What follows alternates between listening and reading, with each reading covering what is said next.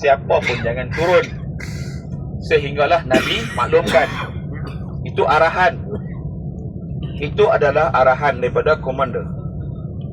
Tetapi bila ditawarkan dengan harta, tuan-tuan, bila tengok semua buat, bila nampak harta ni, semua dah buat pandangan masing-masing. Kita dah menang, kita dah menang, kan? Ni, hak geng-geng hak duduk di atas bukit pemanah ni, kita dah menang. Nabi duduk jauh tak nampak lagi, kan? Dia orang duduk dekat, nampak dah kata harta tu. Jadi dia orang pandai-pandai isytihar menang awal. Okey, jadi dia orang pun turun ke arah depan sana, bukan ke arah sini tau. Ke arah depan sana dia orang turun untuk mengambil harta-harta rampasan perang. Bila perang menang, dapatlah harta rampasan. Harta rampasan tu boleh digunakan. Jadi bila dia orang turun, musuh duduk ada di area sini. Waktu tu gambaran sini ni kebun tamar apa semua daripada belakang ni lah. Nampak dia orang turun ke sana, musuh pun terus naik ke atas bukit dan menyerang mereka daripada atas bukit memanah. Akhir sekali termasuklah Sayyidina Hamzah, iaitu pedang Allah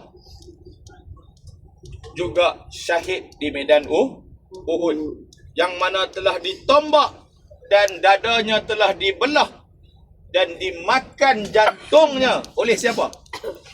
Hindun. Oleh Hindun. Nak cakapnya ibrah daripada peperangan Uhud ni, saya nak simpulkan seringkas yang mungkin. Esok kita main sekali lagi, seringkas yang mungkin. Wa ati'ullah wa ati'ur rasul wa ulil amri minkum. Bila kita dah buat keputusan, contohlah, kan, dari segi keputusan Allah dah kata dah solat 5 waktu, kan, puasa cukup, kena follow je lah, tak boleh nak ni dah. Dan perintah Rasul, dan yang terakhir perintah ulil amri, kan. Ulil amri ni adalah pemimpin. Kita dalam kita bekerja, tuan-tuan, di kementerian ada pemimpin, tuan-tuan, KSU, tuan-tuan, kan, ada masing-masing. Itu tempat kerja, tuan-tuan. Kalau di syarikat ada CEO, tuan-tuan, ada manager, tuan-tuan, patuhilah. Saya tak mau sentuh yang tu, tapi saya nak sentuh hak paling terkesan, tuan-tuan, ada rumah tangga, tuan-tuan, dan puan-puan.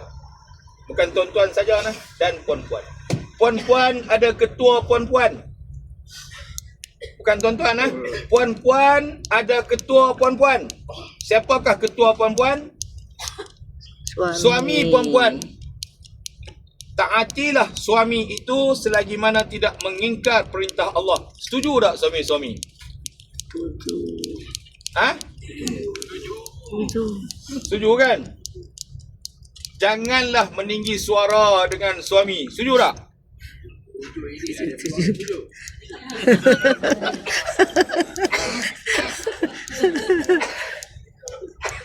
Betul, tuan-tuan.